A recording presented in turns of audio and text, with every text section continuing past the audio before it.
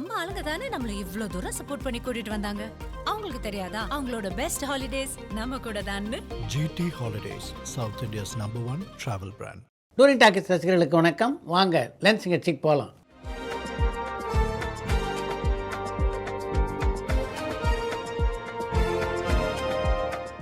என்னப்பா முதல் கேள்வி? தர்மன் படத்தில் ரஜினிக்கு ஜோடியாக யார் நடிக்கிறாங்கன்னு அஸ்வத் உங்ககிட்ட சொன்னாரா? அதை பற்றி எங்ககிட்ட பகிர முடியுமான்னு அருண் திருச்சியிலேருந்து கேட்டிருக்காங்க. தர்மன் படத்தில் நடிக்க சிம்ரன் ஒப்பந்தமான நாளிலிருந்தே ரஜினிக்கு ஜோடியாக நடிக்கிறார் அப்படின்னு தானே பத்திரிகைகளில் செய்திகள் வெளிவந்து கொண்டிருக்கின்றன.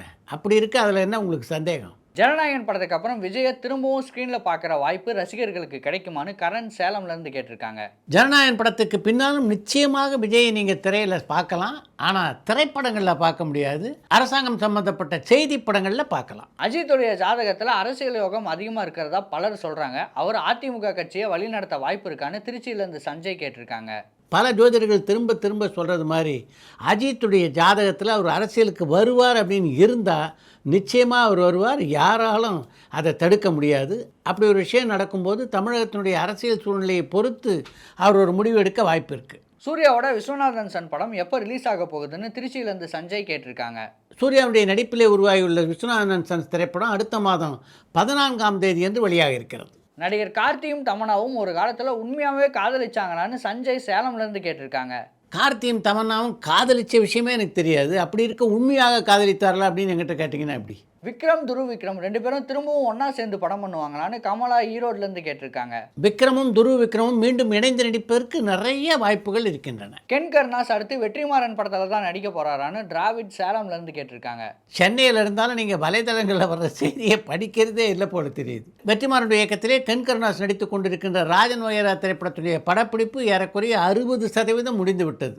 இப்படிப்பட்ட சூழ்நிலையில் அவர் வெற்றிமாறனுடைய இயக்கத்தில் நடிக்கிறாரான்னு கேட்குறீங்களே. ஹீரா ராஜகோபால் இப்போ என்ன பண்ணுறாங்க? அவர் ஏன் சினிமாவில் பெரிய அளவுக்கு ஜொபிக்கவில்லைன்னு சேலம்லேருந்து சச்சின் கேட்டிருக்காங்க. ஹீரா ராஜகோபால் இப்போ எந்த திரைப்படத்தை நடிக்கல, திரையுலகத்தை விட்டு அவர் விலகி விட்டார் அப்படின்னு தான் சொல்லணும். அவரை பொறுத்த வரைக்கும் ஒரு கதாநாயகிக்குரிய எல்லா அம்சங்களும் அவருக்கு இருந்ததாக சொல்ல முடியாது. அதன் காரணமாக தான் ஒரு பிரபலமான கதாநாயகியாக அவரால் உருவெடுக்க முடியல. நீங்கள் பார்த்து ரசிக்கிற வேறு யூடியூப் சேனல்கள் என்னென்னு திருப்பூர்லேருந்து அருண் கேட்டிருக்காங்க. எனக்கு நேரம் கிடைக்கும் போதெல்லாம் நான் ரசித்து பார்க்குற ஒரு சேனல்னால் அது பரிதாபங்கள் சேனல் தான். அதில் கோபி, சுதாகர், டிராவிட் ஆகியோர் பண்ணுற அட்டகாசம் எனக்கு ரொம்ப பிடிக்கும். அறிந்தும் அறியாமலும் சினிமாவுக்குள் சினிமா மாதிரியான நிகழ்ச்சிகளை திரும்பவும் எதிர்பார்க்கலாமான்னு கமலா ஈரோட்லேருந்து கேட்டிருக்காங்க. 2 நிகழ்ச்சியுமே நீங்கள் எப்போ வேணால் எதிர்பார்க்கலாம். சினிமாவுக்குள்ளே சினிமாவை பொறுத்த வரைக்கும் மிக விரைவிலேயே அந்த நிகழ்ச்சியை மீண்டும் தொடரலாம் அப்படின்னு தான் நினைக்கிறேன். கவின் திரும்பவும் வெற்றி பாதைக்கு திரும்ப அவருடைய தலைக்கணத்தை விடுவாரான்னு அபிநயா கோவையிலேருந்து கேட்டிருக்காங்க. ஒரு வெற்றி பாதையிலே பயணிக்கிறதுக்கும் அவருடைய தலைக்கணத்துக்கும் எந்த சம்பந்தமும் இருக்கிறதா நான் நினைக்கல. மிகுந்த தலைக்கணம் உள்ளவர் கூட வெற்றி பாதையில் சர்வசாதாரணமாக பயணிக்கலாம். தலைக்கணம் இல்லாமல் இருக்கிறது எதுக்கு முக்கியம்னா மற்றவர்களோடு பழகிறதுக்கு தான். அப்போ தான் மற்றவர்கள் எளிதாக உங்ககிட்ட பழகுவாங்க. நீங்கள் தலைக்கணம் பிடித்தவராக இருந்தால் நிச்சயமாக இந்த சமூகத்திலே பல பேர் உங்களை விட்டு விலகி போக வாய்ப்பு இருக்குது. அகத்தியன் அவர்கள் டைரக்ட் பண்ண கோகுலத்தில் சீதை படம் வெற்றி படமாக அமைந்ததான்னு குரு சேலம்லேருந்து கேட்டிருக்காங்க. அகத்தியனுடைய இயக்கத்தில் உருவான கோகுலத்தில் சீதை திரைப்படம் மிகப்பெரிய வெற்றி படமாக அமைந்தது. ஐஸ்வரி கணேஷ் எதனால் படங்களில் நடிக்கிறத ஸ்டாப் பண்ணிட்டாருன்னு திருப்பூர்லேருந்து குமரன் கேட்டிருக்காங்க. இப்போ உள்ள பரபரப்பில் ஐஸ்வர்யா கணேஷ் அதிகபட்சம் 4 அல்லது 5 மணி நேரம் தான் தூங்குவார் அப்படின்னு நினைக்கிறேன். அந்த அளவுக்கு அவரை சுற்றி பல வேலைகள் இருக்குது. அதில் பரபரப்பாக இயங்கி கொண்டிருக்கிறார் அவர். அப்படி இருக்கும்போது இதுக்கு நடுவில் படத்தில் நடிக்கிறதுக்கு அவருக்கு எங்கே நேரம் இருக்குது? ஆசை, லவ் டுடே போன்ற படங்களில் நடித்த சுவலட்சுமி இப்போ என்ன பண்ணுறாங்க? ஏதாவது படத்தில் நடிக்கிறாங்களான்னு சங்கீதா திருவண்ணாமலையிலேருந்து கேட்டிருக்காங்க. சுவலட்சுமி இப்போ இந்தியாவிலே இல்லை, தன் கணவரோட வெளிநாட்டில் நிம்மதியான குடும்ப வாழ்க்கையை நடத்திட்டு இருக்காங்க. ஒருவேளை கோமாளி படம் தோல்வி அடைஞ்சிருந்தா பிரதீப் ரங்கநாதனுக்கு ஹீரோவாக நடிக்கிற தன்னம்பிக்கை வந்திருக்குமான்னு சேலம்லேருந்து அருண் கேட்டிருக்காங்க. பிரதீப் ரங்கநாதன் கதாநாயகனானதுக்கும் கோமாளி திரைப்படத்தின் வெற்றிக்கும் சம்பந்தம் இருப்பதாக நான் நினைக்கல. அவருடைய தன்னம்பிக்கை தான் அவரை கதாநாயகன் ஆக்கி இருக்கிறது அப்படின்னு நினைக்கிறேன். ரவிக்குமார் சூரி படத்தை சிவகார்த்திகேயன் தான் ப்ரொடியூஸ் பண்ணுறதா இருந்தது. எப்படி மைத்ரி மூவிஸ் கையில் போனதுன்னு பரமன் வேலூர்லேருந்து கேட்டிருக்காங்க. ரவிக்குமார் இயக்கத்தில் சூரியன் நடிக்கிற படத்தை எந்த காலகட்டத்திலும் சிவகார்த்திகேயன் தயாரிப்பதாக இல்லை. அருண்ராஜா காமராஜா கிட்டேருந்து நெஞ்சுக்கு நீதி மாதிரியான படங்களை திரும்பவும் எதிர்பார்க்கலாமான்னு கமலா ஈரோட்லேருந்து கேட்டிருக்காங்க. அருண்ராஜா காமராஜாவை பொறுத்தவரையில் அது மாதிரி படங்களை இயக்குவதில் தான் அவர் வல்லவர். அதனால் எந்த நேரத்திலும் அது போன்ற படங்களை அவரிடமிருந்து எதிர்பார்க்கலாம். நடிகர் அஜித்துக்கு வேதாளம், விஸ்வாசம், விவேகம் இந்த 3 படத்தில் எந்த படம் அதிக கலெக்ஷன் படமாக அமைந்ததுன்னு திருச்சியிலேருந்து அருண் கேட்டிருக்காங்க. அஜித்துடைய வேதாளம், விவேகம், விஸ்வாசம் ஆகிய 3 படங்களில் மிகப்பெரிய வசூல் சாதனையை செய்த படம்னா அது விஸ்வாசம் திரைப்படம் தான். சாய் அபியங்கர் படம் நடிக்கிறதுக்காக கதை கேட்டுட்டு இருக்கிறாருன்னு தகவல் வருது. இது உண்மையான ரியாஸ் தேனியிலேருந்து கேட்டிருக்காங்க. சாய் அபியங்கர் நடிக்கிறதுல அவ்வளோவா எனக்கு ஆர்வம் இல்லை அப்படின்னு தான் பல பேட்டிகளில் சொல்லியிருக்கார். அதனால் திரைப்படங்கள் நடிக்க அவர் கதை கேட்பதற்கான வாய்ப்புகள் கொஞ்சம் குறைவாக இருப்பதாகவே நான் நினைக்கிறேன்.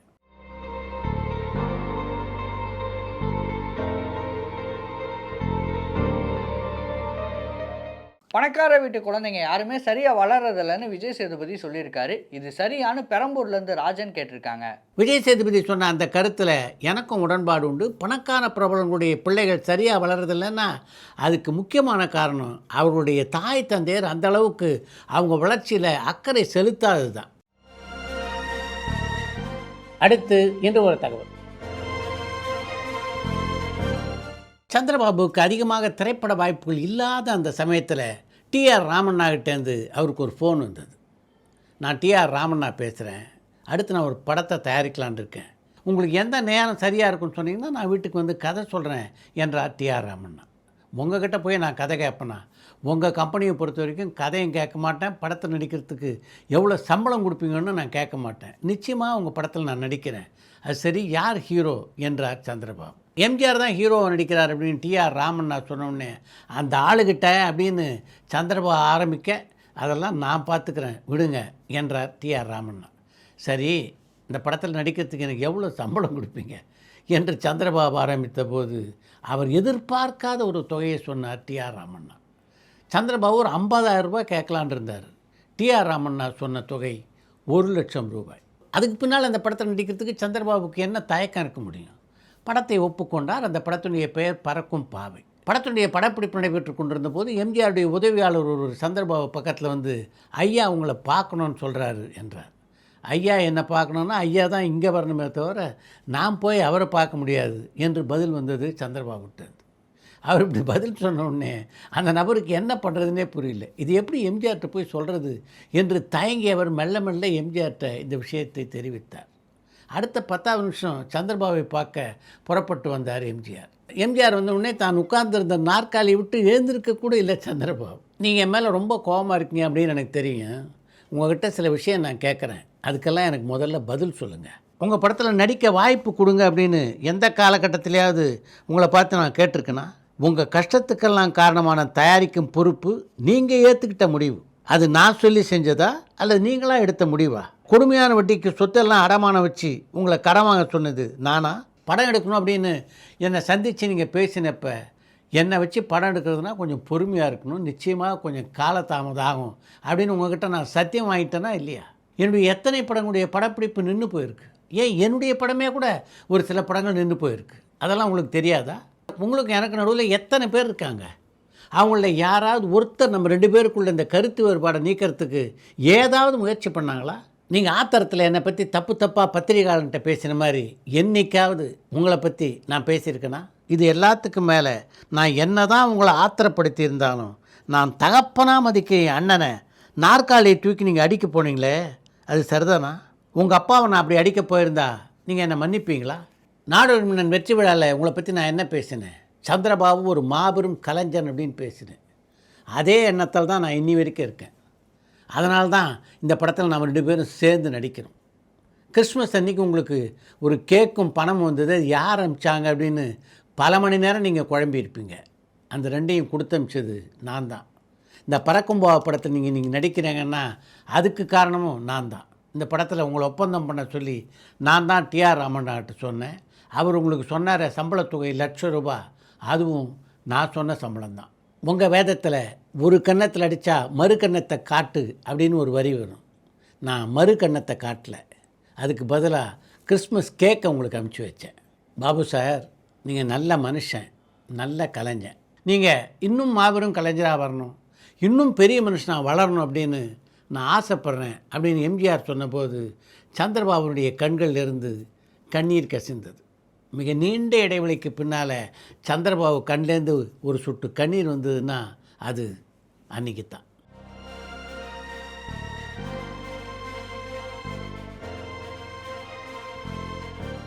இத்துடன் இந்த இளம் சிகிச்சை நிறைவு பெறுகிறது. மீண்டும் அடுத்த நிகழ்ச்சியிலே சந்திப்போம்.